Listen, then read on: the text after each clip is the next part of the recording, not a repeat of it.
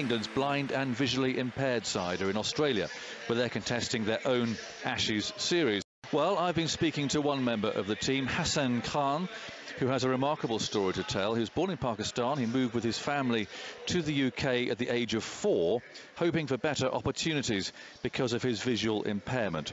His family was cricket crazy. Before he went blind, Hassan used to carry a little bat with him all the time. He says he helped to learn English by listening to Test Match Special, and credits playing for the England visually impaired team as changing his life. I spoke to Hassan after England had completed their second one-day international victory over Australia in Adelaide, winning by 96 runs, thanks to a monster partnership between Matt Dean and Luke Sugg, who both scored centuries. They won the toss and it put us into bat, thinking they were going to put us under pressure. We lost 2 early wickets. We then proceeded to make 317 in our 40 overs. That's a good score.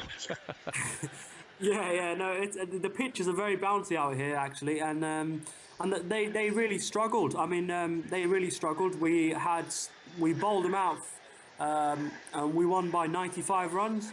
They had 7 run-outs. So clearly, our fitness, and our running, and our it was much better than theirs. Brilliant. I mean, seven run-outs sounds a fairly chaotic end to the game somehow. It was. I mean, but it just goes to show that, we've had the perfect kind of conditioning and the perfect kind of coaching to deal with the hot weather and the Australian way of things. Yeah. And how are you finding the Australian way of things, Hassan? Are you finding the way that they play their cricket very different to the way we do at home? Yeah, I do actually. I mean, I think they're a lot more aggressive in a kind way. Yes. And I love that actually.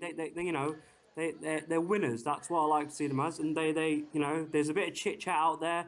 They want to win every session, every over, and there's nothing wrong with that. And I think that we've been learning and coping with it. And actually, we're starting to give back what they give to us.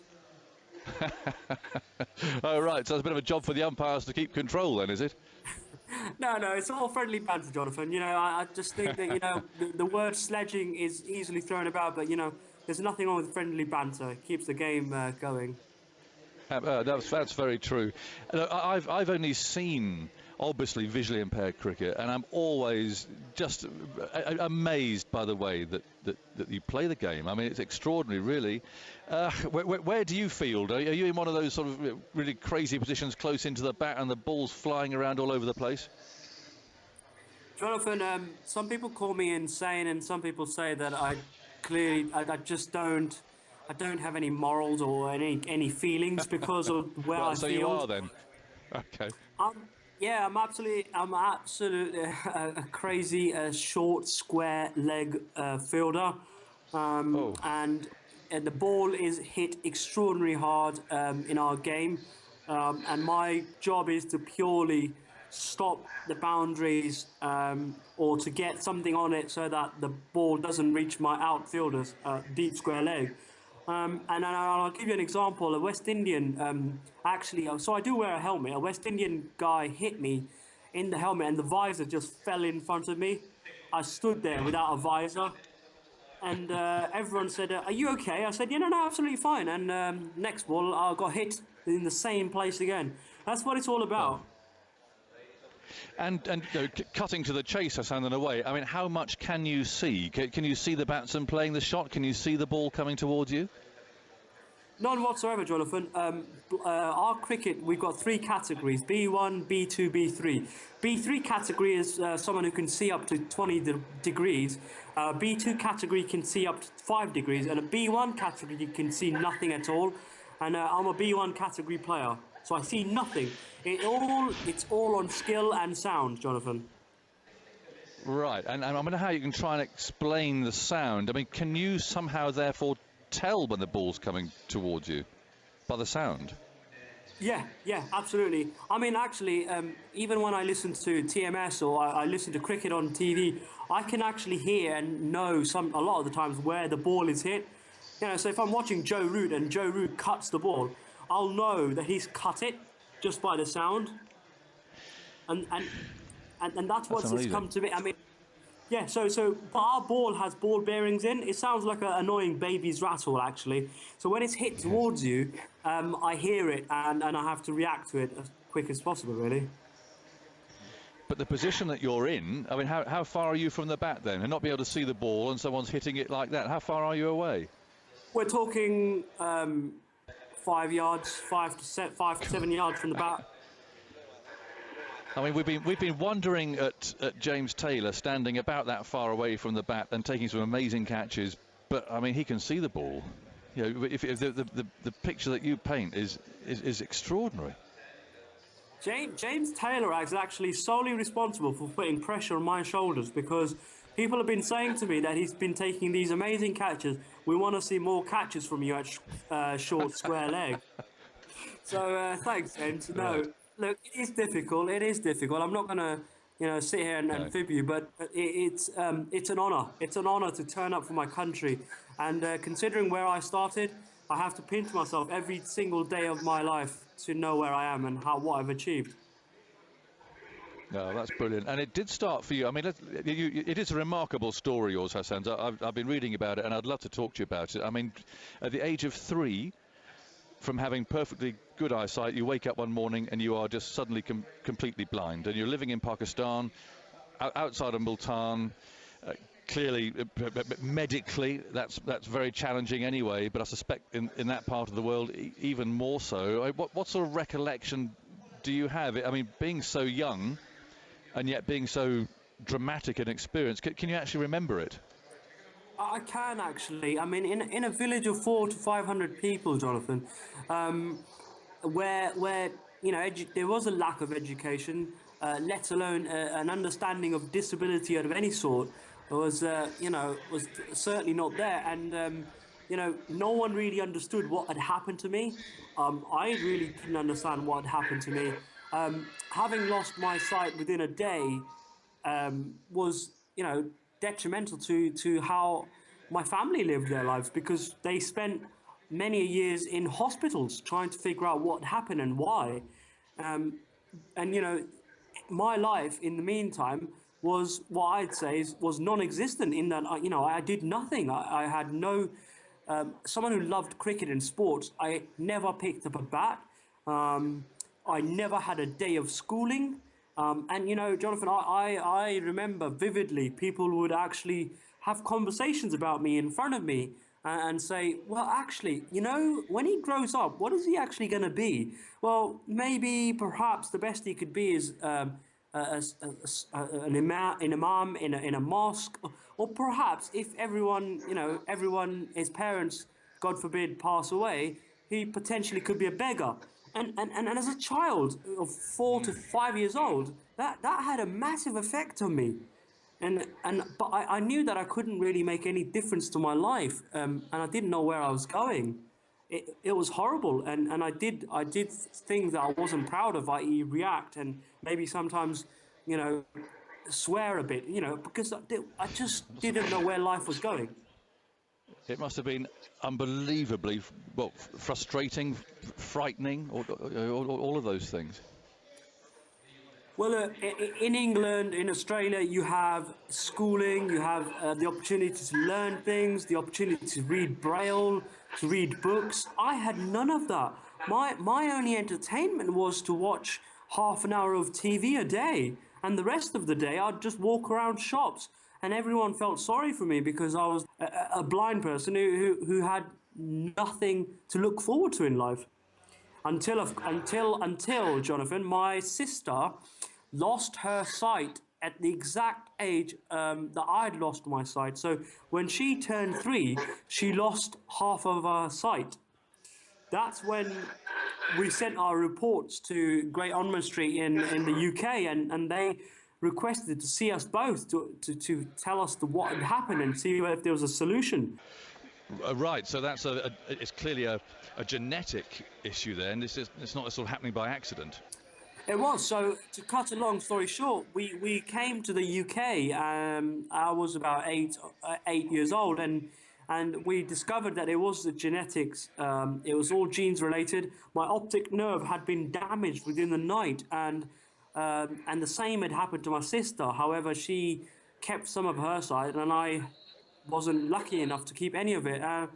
But you know, once I remember this, the guy was the surgeon was Mr. John Wilson, and he said to my parents, he said that, look, I don't think there's any kind of research. I don't think he's likely to get his sight back. And I remember coming home, and this was in London, just sitting there crying for days because I realized that it doesn't matter where I was in the world, there was no solution, there was no life.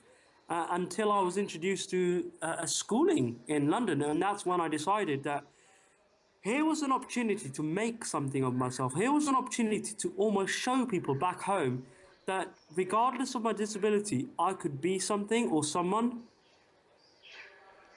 And did cricket have any part of that life at that stage for you or not? Unfortunately not. I mean, I had to learn English. I had no schooling whatsoever. I was told that, you know, I had to learn English and Braille, what blind people read, in order to actually compete and to be able to take my GCSEs at the age of 16. So there was a lot of pressure on me. So cricket wasn't, you know, in the forefront of things. However, at the age of, well, I consider very late actually, at the age of 17, my PE teacher was contacted by Metro, London Sports Club, who were looking for young, enthusiastic blind cricketers. And I went along to their training, and I thought it was going to be like, you know, a couple of schoolboys hitting a ball around. It was going to be a bit of fun, and, you know, I'd come home and, yeah. When I went there, there was 30, 40, 50-year-old guys playing cricket to a level that I had never witnessed, blind cricket.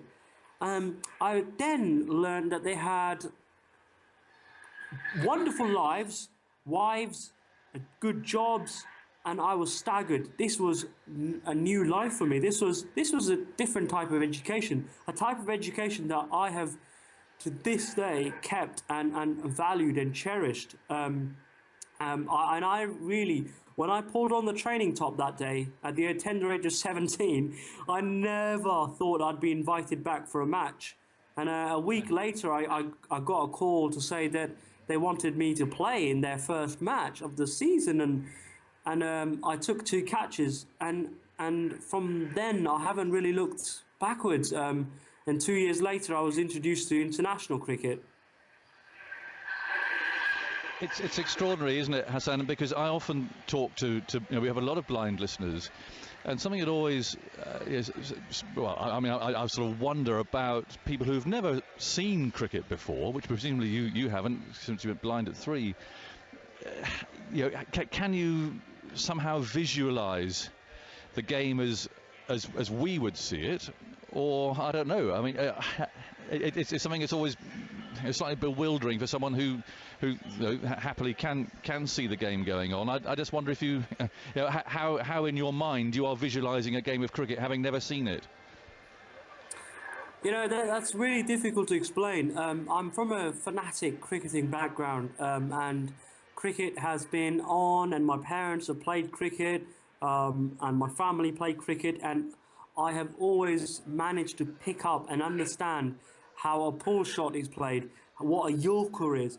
It's something that, and I've also got a very vivid imagination. Some actually say that's a bad thing, but honestly, that's been an advantage to me.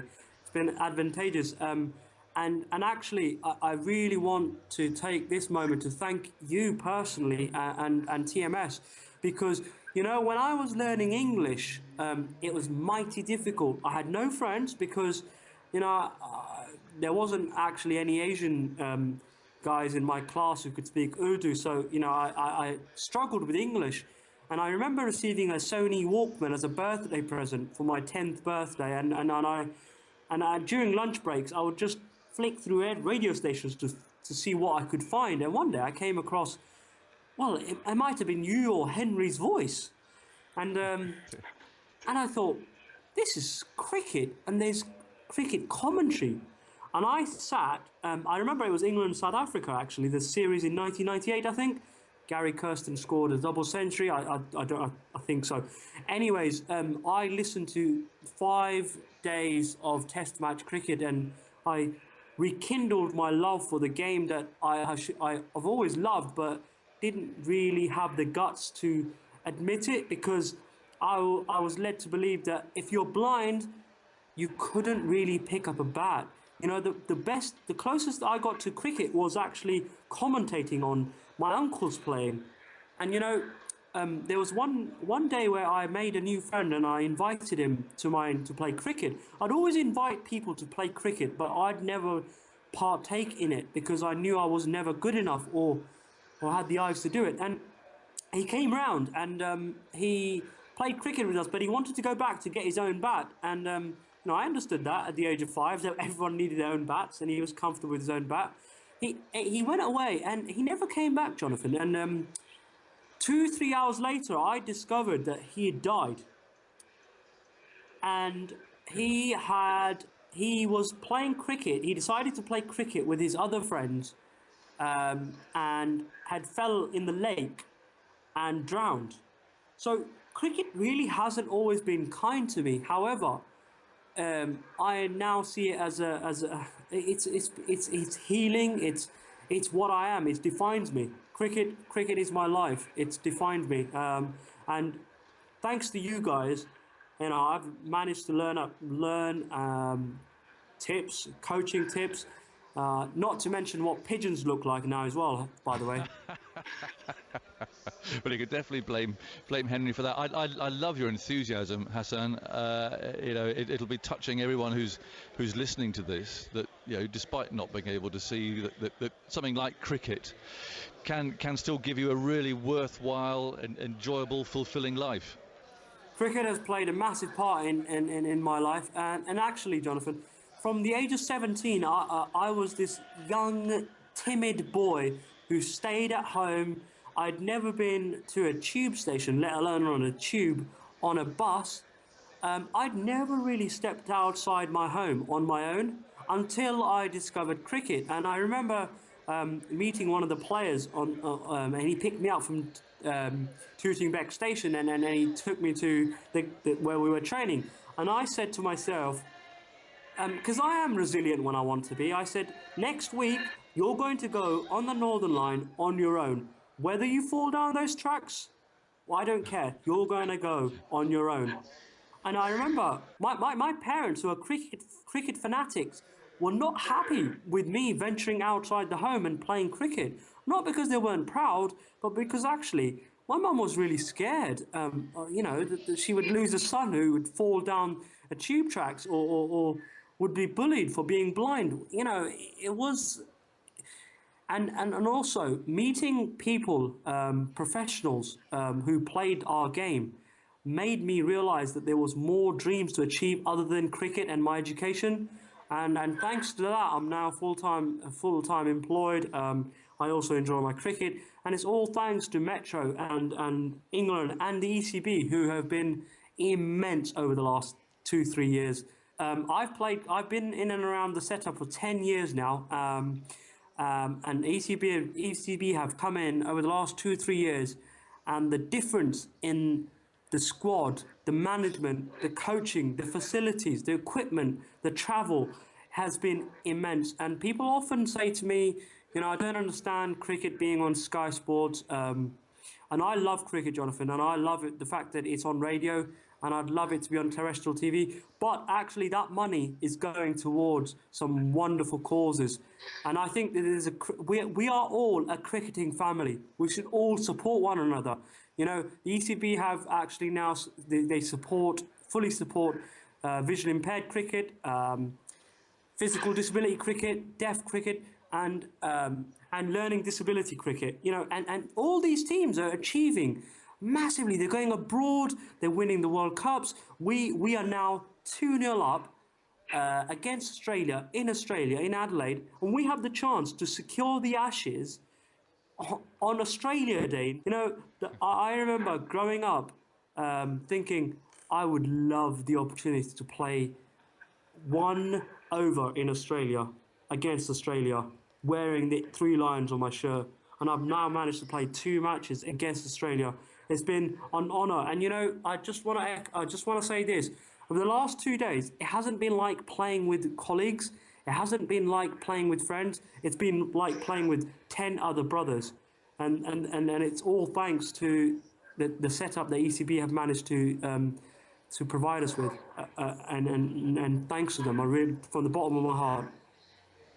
Well, Hassan, that has been a most inspirational chat. Thank you for joining us. Good luck with the rest of your series. Now there are over 400 players playing vision impaired cricket in England. And people always say to me, well, why do you do these interviews? I do it for one reason and one reason only, and that is to sell the game of vision impaired cricket and any sort of cricket. If you're a fan, if you know, or you know someone who's visually impaired, who's visually impaired or blind, please encourage them to take up sport. I didn't just get lucky. I put some hard work in, but I gave it a go. I came out and gave it a go. Please come out and give it a go. And if you're a fan of cricket, come and watch our game. We played at the Oval this year, and it was.